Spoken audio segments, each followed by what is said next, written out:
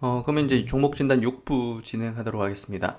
120번째 이제 그 상담인데요.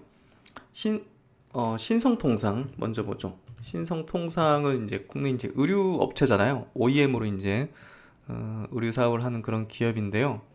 음, 대표적인 브랜드 중에 이제 탑 10이 있거든요. 그래서 뭐 엄청나게 뭐랄까 뭐 선풍적인 인기까지는 아니지만 그래도 이제 꾸준하게 매출은 이렇게 나와요. 그래서 2018년도 8,200억, 2019년도 9,500억, 작년에 이제 1조 원 정도. 그러니까 그래도 이렇게 매출액이 늘어나는 어떤 구조를 가지고 있고, 일단은 작년 같은 경우는 이제 코로나 때문에 조금은 예상보다는 저조했을 것 같아요. 근데 경기 회복에 따라서 어느 정도는 회복할 거라고 생각이 되지는 종목이고요. 유통 뭐 의류 기업이니까. 그래서 지금은 매도 자리는 아닌 것 같아요. 지금 이게 이제 실적은 그래도 이제 꾸준하게 우상향하는 흐름이기 때문에 이게 이제 기대 가치를 받는 구간이 나올 거라고 생각하거든요. 그래서 그런 구간까지는 제가 볼 때는 기다려도 될 것 같아요. 예. 여윳돈이고 나쁜 주식이 아니고 기다릴 수 있다. 뭐 이렇게 좀 적어주셨기 때문에 신성통상은 제가 볼 때는 지금은 매도한 자리 아니다. 이렇게 좀 말씀드리고 오이솔루션은 5G 종목이잖아요. 5G 그래도 주도하는 종목인데 KMW나 뭐 이노와이러스 같은 투자기하고 비슷해요. 이 종목이 굳이 뭐 지금 뭐 붕괴되거나 밀릴 이유도 없죠. 예, 실적도 당연히 올해는 더 좋아질 거고 2,900억 정도 매출 전망이 되네요. 그래서 퍼도 이제 많이 낮아질 거기 때문에 뭐 고밸류라는 어떤 뭐 그런 부분들이 어느 정도 해소되는 그런 2021년이 되지 않을까 생각이 되거든요. 그래서 5G 업종은 올해 괜찮을 것 같아요. 상반기에. 음, 미국의 이제 부분도 모멘텀을 받게 될 것 같고 그런 부분에서 긍정적으로 저는 보고요. 유비케어는 저번에 한번 짚어드린 것 같은데 일단은 그 원격 진료 관련된 기업으로 음, 일단은 반등은 나올 거고 이제 매출액이 계속 증가하는 흐름으로 계속 되겠지만 투자 심리가 일단은 코로나 특수를 맞아가지고 이때 이렇게 상승을 크게 낸 건 사실이거든요. 예, 언택트 뭐 원격 이런 진료 그래서 그런 어떤 테마성으로 좀 올랐기 때문에 이게 그 매출과 이익이 이제 점증하는 형태긴 하지만 상당 기간은 좀 그 지지부진할 가능성이 높아요. 테마 성격으로 붙어버리다 보니까. 그래서 그런 부분을 좀 감안하셔야 되고, 5천억이면 좀 작진 않은 것 같아요, 시총이. 그래서 지금 자리에서 매도하는 건 아니고요. 당연히 이제 밑으로 밀려 있고 이제 이격이 좁혀 있잖아요. 네, 그러니까 이런 종목은 재차 좀 튀는 어떤 구간, 이렇게 이격이 좀 벌어지는 구간이 돼서 이렇게 되면 그때 이제 정리하셔도 될 것 같아요. 그래서 실적이 어느 정도 좀 수반되는 거잖아요. 지금 갖고 계신 게. 그래서 제가 볼 땐 당장 뭐 손절한다든지 매도한다든지 그러실 필요까지는 없을 것 같아요. 예, 괜찮은 종목이기 때문에 그래서 그렇게 좀 의견을 드리고요. 에스팜은 저번에 이제 제가 의견을 드렸던 것 같고요. 예, 에스팜은 조금 조심하셔야 되는 구간이라고 생각해요. 예.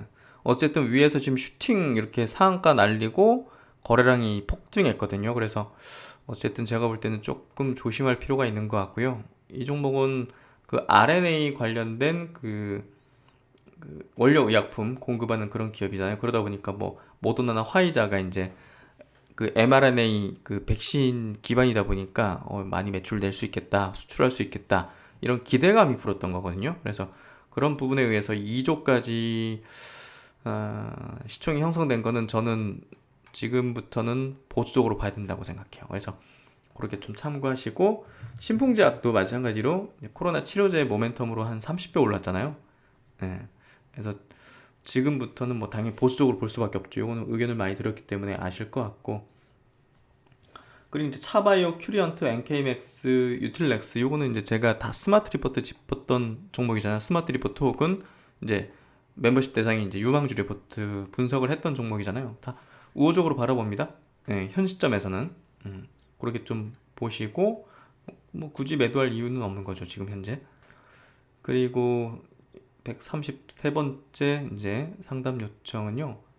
가비아 가비아 같은 경우도 최근에 제가 한번 짚어드린 적이 있을 거예요. 가비아 KNX. 지금 자리는 괜찮은 것 같다. 음, 지금 자리 괜찮은 것 같다. 예, 그렇게 좀 말씀드렸고, 그러니까 이렇게 이격이 좁혀 있는 지점에서는 매도를 고려하는 건 아니죠. 예, 손절 고려하실 필요는 없다고 생각하고요. KINX도 마찬가지로 이 자리는 좀 좋은 것 같다. 중장기 입형까지 내려왔고, 뭐 성장은 계속 할 거니까 일시적으로 이제 실적이 예상치보다 좀 미흡하는 어떤 분기 단위는 있을 수 있지만, 이제 장기적인 어떤 성장을 하는 그런 트래픽 증가에 따른 어떤 성장을 하는 기업이기 때문에 굳이 부정적으로 볼 필요 없는 것 같아요. 그래서 그런 부분에서 우호적인 시각을 계속 말씀을 드려왔고요. 카카오 게임즈는 제가 이제 상장이 약간 좀 상당히 이제 고밸류로 들어오고 했기 때문에 상당 기간 이거는 조금 투자 매력도가 떨어진다고 생각을 하고요. 그러니까 지금 가지고 있는 시점에서 평단이 57,000원이잖아요. 참 어렵네요. 조금 지지부진할 것 같아요. 한동안은.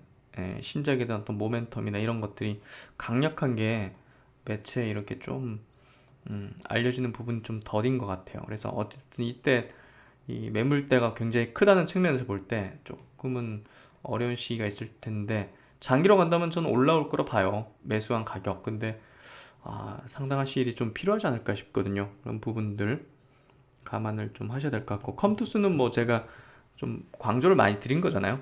예, 추세 자체가 완전 틀리잖아요. 지금 여기서 이제 조정받는 구간에서 신규로도 매수 가능하다는 얘기를 제가 조금 강한 어조로 좀 말씀드렸어요. 뭐 결국 이제 스스로 다 판단하셔야겠지만, 제가 이제 가지고 있는 투자의 어떤 이제 경험과 노하우 기준상 확률적으로 좀 높은 승률을 낼 수 있다는 지점이었거든요. 그래서 이제 제가 조금 강한 어조로 말씀을 드렸고, 그거 한번 고려하셨다면 좋은 기회로 작용되지 않았을까?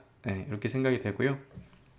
근데 이제 저는 요걸 좀 말씀드리고 싶어요. 12월 초에 이제 중국 판호 소식이 있었잖아요. 그러면 그건 이제 많은 대중들한테 알려지고 막 매수세가 막 유입되는 구간이잖아요. 그런 데서는 이제 신규 매수는 아니라고 생각해요. 그러니까 기준에 대한 얘기를 좀 드리고 싶어요. 그래서 11% 비중이면 적지 않으신데 기준이죠. 기준상 그때 제가 이 중국 판호 얘기 나왔을 때 신규로 보시는 분들이나 추가 매수 생각하시는 분들은 여기 조정받는 구간에서 기회 있을 거라는 얘기를 드렸거든요. 그러니까 조금 아쉽죠. 이런 구간에서 들어가는 거는 좀 아니거든요. 그래서 그런 부분을 보시고 어찌됐든 신용 물량 포함되어 있으시구나 그러면 조금 그러시겠네. 근데 이제 우호적이에요. 컴투스는 지금 저는 우호적인 시각 여전히 가지고 있다는 얘기를 드리고자 합니다. 그리고 이제 펩트론인데요. 펩트론은 역시나 이제 몇 번 제가 설명 들었었어요. 저번에도 상담 들어왔을 때 상담해드렸을 때 찾아보시면 제 의견이 있을 거고요. 이게 유상증자 발표했어요. 그 규모가 적지 않았단 말이에요. 그래서 이거는 투자하기에 부적합해졌다는 얘기를 드렸거든요. 뭐 기술은 이제 유망하다 이렇게 소개돼 있고 저도 이제 뭐 알고 있는데 어쨌든 이번 이제 바이오 장세 속에서 이 물량 때문에라도 제가 볼 때는 좀 소외될 가능성이 상당히 있어 보였거든요. 그래서 이제 그때 좀 보수적이고 부정적으로 좀 말씀을 드렸고 지금도 이제 그 의견 그대로예요. 그래서 그런 부분에서 장기 투자하면 좋은 수익 나올지까지는 저는 모르겠어요. 일단은 그만큼 제가 이 종목에 대해서 뭐랄까 투자 관점으로 접근하면서 분석하지를 않았거든요.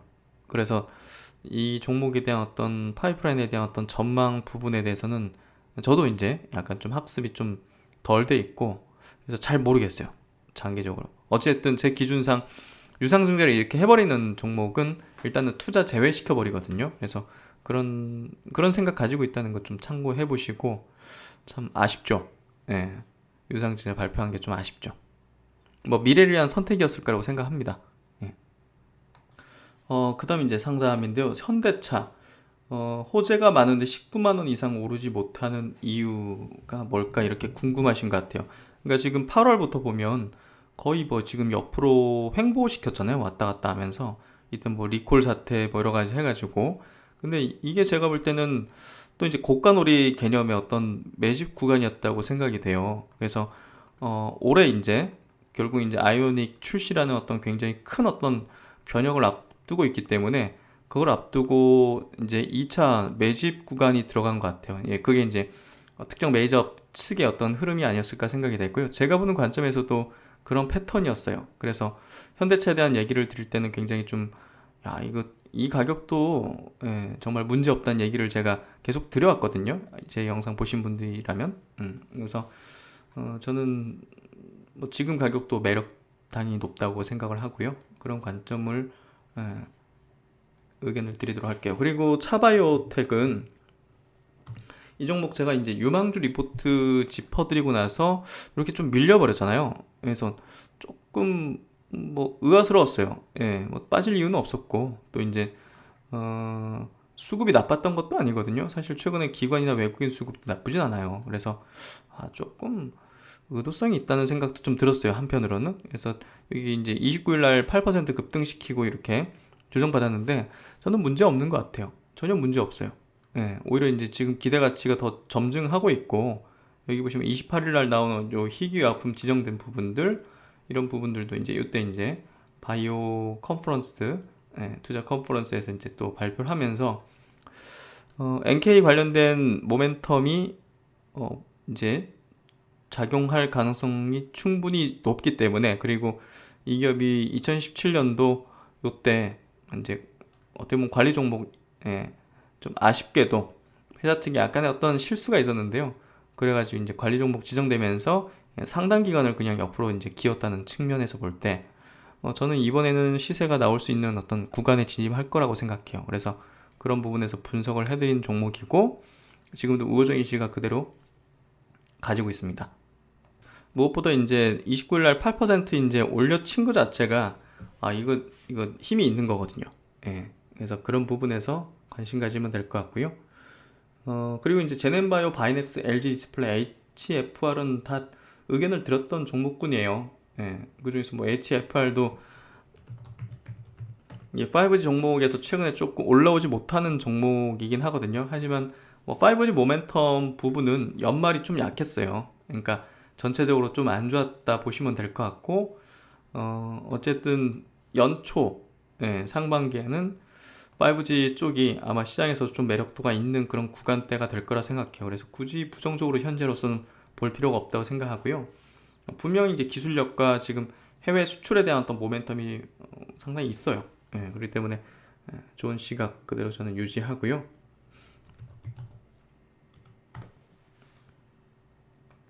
그리고 이제 효성 ITX인데 효성 계열 이제 IT 회사예요. 그래서 크게 매력도가 있나 싶거든요. 예, 저는 이제 크게 이 효성 그룹에 대해서 이제 저도 관심 있는 종목이 있는데 효성 화학을 제가 몇 번 언급드린 적이 있을 거예요. 효성 화학 부분은 제가 이거 유망주 리포트로도 한번 분석을 해드려야 된다는 생각을 가지고 있는데 뭐 이 종목은 그 화학 제품 PP, 예, 폴리프로필렌 수지 이런 것들을 이제 만들면서 이 경기 회복에 따라서 이쪽에 대한 그 수요가 굉장히 높아지고 있거든요. 그래서 실적이 굉장히 좋아질 걸로 예상되고 올해 여기 보면 예상 매출이 2조, 영업이익이 1,900억, 당기순이익이 1,100억 정도가 전망이 되고 있어요. 그래서 퍼가 지금 올해 예상 실적 대비해서 한 4배 정도 되는데요. 저는 뭐 이제 우회적이긴 하지만 이 종목이 더 나은 것 같아요. 효성 계열 쪽에서 효성 ITX는 제가 보는 관점에서는 이걸 살 이유를 찾지를 못했어요. 이해되시죠? 살 이유를 이제 찾지를 못했기 때문에 의견 드리기도 굉장히 좀 애매한 것 같아요. 그래서 나쁘다고 볼 수도 없는 종목이긴 하지만 그렇다고 이게 갈 만한 명분이나 이런 게 있을까? 실적이 갑자기 늘어날 수 있는 회복에 따라서 늘어날 수 있는 포인트가 있을까? 그 부분에서 고개를 끄덕일 게 저는 안 보여요. 그래가지고 의견을 되게 쉽지는 않은 것 같고 오히려 이제 효성화학 같은 거는 뚜렷하게 경기 회복에 따라서 실적이 좋아지는 흐름이 지금 되고 있기 때문에 그런 종목은 저는 조금 우호적인 시각을 갖죠. 그래서 효성 계열에서는 그런 시각을 가진다는 걸 좀 전해드리고 이게 좀 어려운 것 같아요. 그리고 이제 드림텍인데요. 드림텍은 이게 KOTC에서 장외 어떤 제3시장 거래거든요. 그래서 이거는 좀 의견 드리기가 좀 어려울 것 같아요. 이게 거래량도 없고 보시면 그래서 제가 정말 의견 드리기 어렵고 어려운 종목인 것 같아요. 그리고 이제 미코 같은 경우는 이 종목은 수소 쪽하고 이 반도체 쪽 같이 이제 그 겹호재를 좀 가지고 있는 기업이에요. 그래서 모멘텀을 받으면 좀 크게 받을 수도 있는 그런 기업이고 실적도 우량하게 매출액과 이익이 잘 나오는 기업이거든요. 적자 없이. 그래서 작년 예상되는 실적도 굉장히 좋아요. 영업이익도 한 400억 정도. 그래서 우량한 종목이라고 보시면 될 것 같고 지금 반도체 관련해 가지고 모멘텀이 좀 부른 현상이 지금 월 초 수소 관련된 종목들도 아마 월 초에 움직일 수도 있거든요. 지금 성장성이 높은 종목군들이 업종군들이 월 초 연초에 이제 드라이브를 좀 걸 가능성이 높아요. 그래서 그런 부분에서 수소 관련된 종목들이 어, 다시 재시작한다 이런 관점은 아니고요. 한 번 더 파동하는 게 아무래도 제가 볼 때는 매도의 관점을 가져야 되는 지점이라고 생각해요. 그래서 그런 부분에서 예, 여기서 이제 올라가면 그때부터는 보수적으로 생각을 가지는 게 제가 볼 때는 맞는 것 같아요. 그래서 지금 당장은 매도할 필요도 없고 최근에 수급 붙는 것도 우호적이고 근데 올라온다고 막 엄청나게 막 급등하고 이런 거를 계속 기다리기보다는 연초에 적절하게 좀 나오는 게 나을 것 같아요. 그렇게 좀 의견을 드리겠습니다. 그리고 이제 그 다음 종목인데요. 카이노스 한섬은 제가 의견을 드렸던 걸로 기억하고요.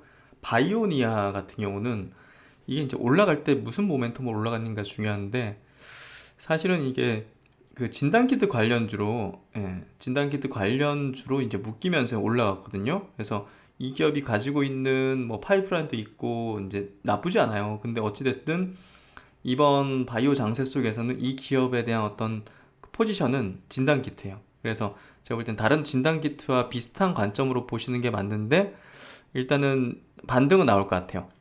여기까지 지금 빠진 부분. 그래서 반등 시에 제가 볼 때는 좀 나오시는 게 안전하지 않을까. 이거 뭐 전고점까지 기다린다든지 이런 거는 좀 부담이 좀 큰 것 같고요. 어쨌든 시세를 최저점 5,000원에서 보시면 35,000원이니까 7배, 저점 대비 한 7배 올라왔잖아요. 그러니까 어느 정도는 이제 매집 세력들이 여기서 많이 이제 매수를 했고 1차 매집을 했고 이 부분에서 볼 때 여기서 조금씩 조금씩 파는 어떤 경향을 보이는 걸로 생각돼요. 그런 부분에서 이 정도에선 좀 매물대가 형성돼 있고 이 정도 올라오면 어느 정도 좀 정리하는 게 좋지 않을까. 그렇게 좀 의견 드리도록 하겠습니다. 어쨌든 지금 백신 접종이라든지 이런 것들이 계속 쏟아질 거기 때문에 진단키트 쪽에 대한 어떤 투자 심리는 쉽진 않아 보여요. 그래서 그런 부분에서 반등 시마다 좀 축소하는 그런 관점이 낫다는 생각이 들고요. 톱텍 같은 경우는 이제 저번에 말씀드린 것 같은데 이 종목도 마찬가지로 이제 진단 키트 관련한 모멘텀이 불었잖아요. 예전에는 이 종목이 뭐 디스플레이 관련 주로 묶여서 이제 움직였는데 어쨌든 이번 바이오 장세 속에서는 뭐 나노 마스크 뭐 이런 것들의 코로나 모멘텀을 받았거든요. 그래서 그런 부분에서 어느 정도 좀 마무리하는 어떤 국면이고 부담이 좀 클 수 있는 구간인 것 같아요. 예. 그래서 지금 손실이 좀 크신데 분할 매도가 저는 맞다고 생각해요. 이 종목 여기 막 위에까지 올라가고 이런 것 그건 좀 어려워 보이고요. 지금 본전이 평단이 23,000원이신데 23,000원도 조금 쉽지가 않아요. 23,000원이 여기거든요. 지금 주가가 쉽진 않아 보여요. 냉정하게 따졌을 때 저는 이 정도 정도만 올라와도 매도를 할 것 같아요.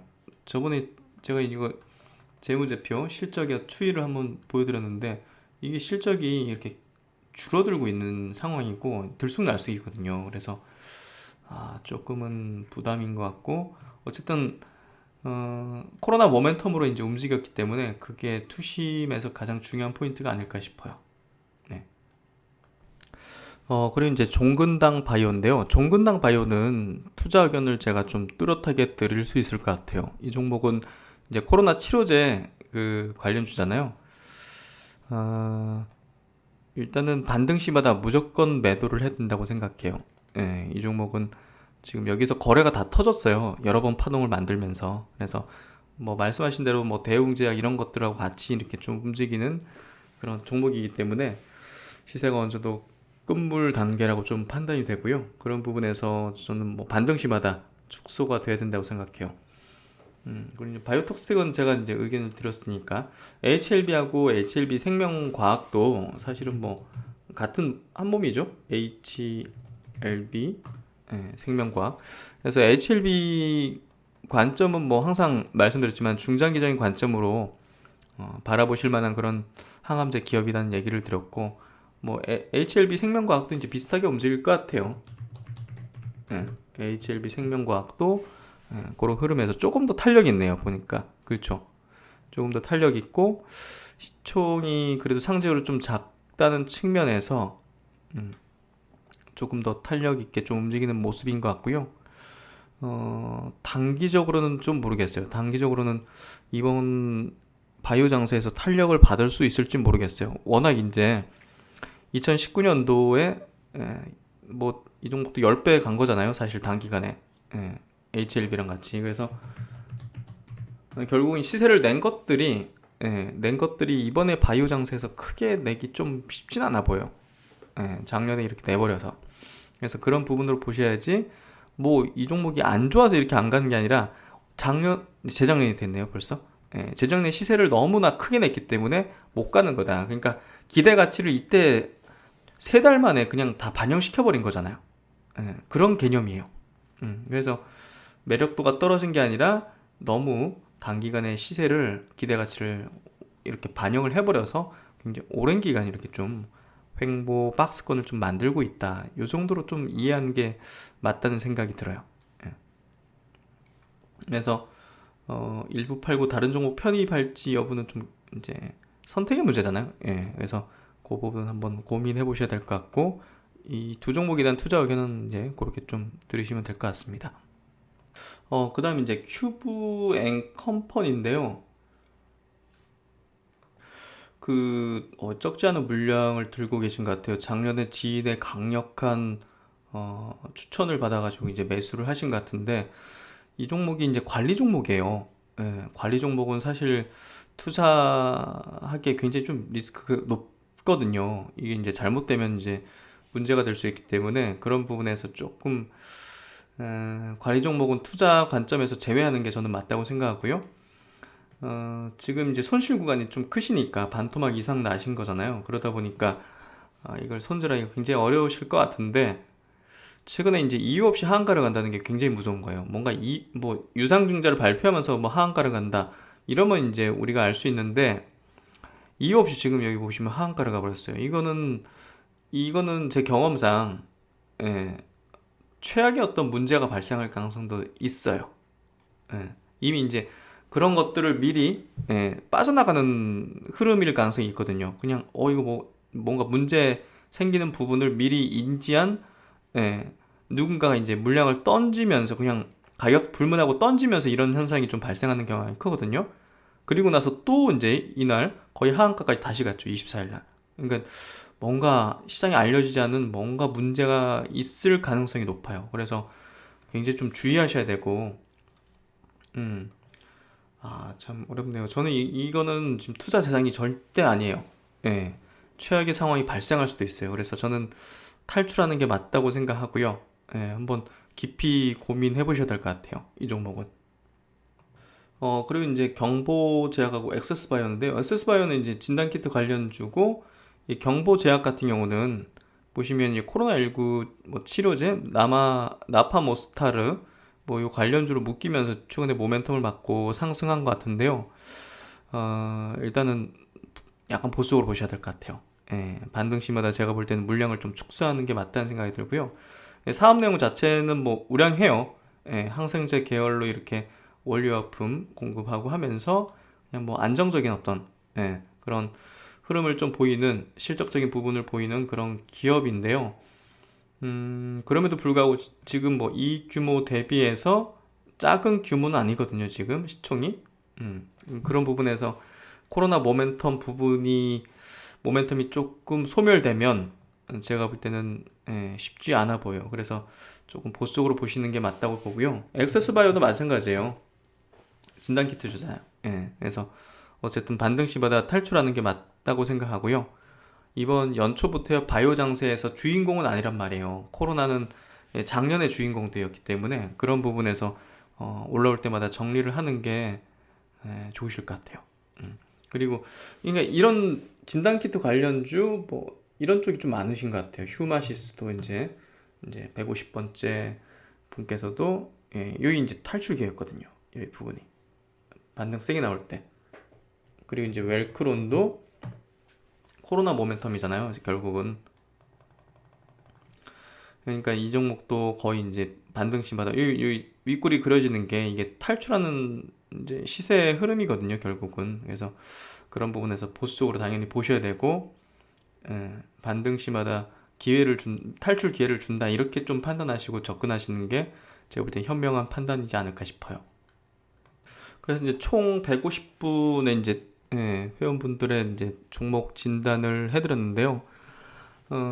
대체적으로 좀 모멘텀이 좀 소멸하거나 단기적으로 테마성으로 이제 재료가 뜨면서 올라갔던 종목에 물려있는 케이스들이 좀 많으셨던 것 같아요. 그래서 오히려 이제 뭐 예를 들면 뭐 가치주라든지 이런 것들이 오래 물려있으면 이제 경기 회복에 따라서 좀 회생하는 그런 흐름이 전개될 수 있는데 그런 종목보다는 대체적으로 좀 뭐 리딩방 이런 데서 받으셨던 좀 중소형 테마주, 재료 매매주 뭐 이런 것들이 좀 많으셔가지고 참 그것도 하나의 어떤 트레이딩 이제 어떤 영역이긴 한데 단기간에 이게 시세가 분출하고 꺼지기 때문에 그게 이제 원활하지 못하신 분들은 굉장히 곤혹스러운 상황이 발생할 수도 있어요. 그래서 되도록이면 그런 환경에 뭐 정말 뭐 트레이딩 환경이 갖춰진 뭐 전업 투자자라든지 이런 케이스 아니면 저는 조금 그런 투자의 방식은 지양하는 게 낫지 않을까. 그렇게 좀 조언을 드리고 싶고요. 네, 2021년 이제 새해가 밝았습니다. 정말 강한 시장이 나타날 것 같고요. 결국은 성장, 실적 개선, 경기 회복 이러한 부분에서 주단 종목군들 좀 덩치 큰 것들이 세게 움직이는 장세가 될 거라고 생각해요. 그래서 되도록이면 조금은 규모 있는 것들을 거래하시는 게 제가 볼 때는 21년도 높은 수익을 내는데 좋으신 것 같고요. 그런 부분에서 이번으로의 어떤 진단 연상이 도움이 되셨기를 바랍니다. 네, 21년에도 여러분의 수익 행진을 위해서 최선을 다해서 동행하겠습니다. 신박사는 다음 영상에서 뵙도록 하겠습니다. 감사합니다. 그리고 이제 마지막으로 에디 테크놀로지를 긴급하게 좀 마지막 요청을 받아가지고 짚어드리도록 할게요. 사실 그 시스템 반도체 쪽으로 연말 연초에 제가 좀 분석해 놓은 자료가 있는데 시간 관계상 그 영상으로 좀 올려드리지 못했거든요. 그게 좀 아쉬운데 아마 조만간 관련된 영상을 제가 좀 올려드리게 될 것 같아요. 그래서 AD 테크놀로지는 대표적인 국내 이제 시스템 비메모리 쪽에 이제 포지션을 갖고 있는 그런 반도체 기업이라고 보면 될 것 같고요. 어떤 기업인지 간단하게 제가 리포팅 보면서 말씀드릴게요. TSMC 기반의 국내 최대 칩리스 기업이다. 우리가 팹리스는 이제 들어봤는데 팹리스가 이제 그 공장은 없고 이제 반도체 설계만 해주는 그런 회사를 팹리스라고 하죠. 그리고 파운드리 회사는 위탁 생산하는 거. 스스로 이제 뭐 설계하는 건 아니고 위탁 받아가지고 생산해주는 뭐 OEM 뭐 그런 어떤 업체로 보면 되는데 팹리스와 이 파운드리 업체 중간에 위치해 있다고 합니다. 칩리스 업체. 그러니까 팹리스 업체가 설계를 해가지고 비메모리 반도체 설계를 하면 나머지 세부 사항을 정해서 파운드리 업체가 대량 생산할 수 있게 디자인을 해주는 역할, 중간 역할을 맡고 있는 거죠. 그래서 구조적으로 이제 대형 파운드리 업체와 가장 밀접한 유대 관계를 가지고 있고, 이를 바탕으로 비메모리 반도체 업체와 이제 거래를 하고요. 전 세계 TSMC 8개 이제 밸류체인 하고 중 하나로 국내에서 가장 큰 비중을 차지한다고 해요. 그래서 대표적인 비메모리 반도체 기업 예, 수혜주라고 보면 될 것 같고, TSMC가 최근에 주가가 굉장히 좋잖아요. 특히나 이제 정말 뭐 물량 더 이상 못 받아가지고, 예, 그런 상황이기 때문에 지금 결국은 4차 산업의 원년이 되거든요. 올해부터 완전히. 예, 그 자동차도 이제 막 자율주행 그런 식으로 나오기 때문에, 그래서 시스템 반도체가 이제 굉장히 많이 수요가 높아지고, 거기에 따라서 이제 DBI 텍 같은 게 지금 엄청나게 튀지 않습니까? 삼성전자도 비메모리 반도체 분야 자체가 부각되면서 지금 주가가 좀 튄다고 볼 수 있는데, 그런 부분에 수혜를 받는 걸로 보시면 될 것 같고, 실적은 현재 실적보다는 미래에 대한 기대감으로 지금 주가 올라가는 상황이기 때문에, 시총은 이제 지금 현재의 어떤 실적 대비해서는 높은 수준이에요. 근데 지금 이건 실적으로 올라가는 게 아니에요. 지금 다른 시스템 반도체, 비메모리 반도체 기업들이 연말에 이제 치고 달리기 시작했거든요. 그러니까 이게 결국은 연초에 날리겠다는 심산이고, 제가 볼 때는 AD 테크놀로지도 이제 그 중에 하나라고 보여져요. 네, 기술적으로도 지금 날리겠다고 지금 완전히 여기서 하고 있는 거거든요. 그래서 결국은 제가 볼 때는 어, 어느 정도 홀딩 하셔도 될 것 같아요. 연초. 예. 아마 전고점 돌파 가능성이 상당히 높고요. 그런 부분에서 성급하게 매도할 필요는 없다고 생각해요. 그래서 지금 현재로서는 제가 볼 때 홀딩하는 게 맞는 것 같고, 음, 반도체 쪽에서 시스템 반도체 분야 관련된 기업들이 연초에 아마 움직임이 상당히 좋을 가능성이 높아요. 그래서 제가 분석한 내용은 조만간 머지않아 제가 올려드리게 될 것 같고요. 그 내용 보시면 아마 이해 가능하실 것 같아요. 그래서 이 정도 코멘트 드리도록 하겠습니다.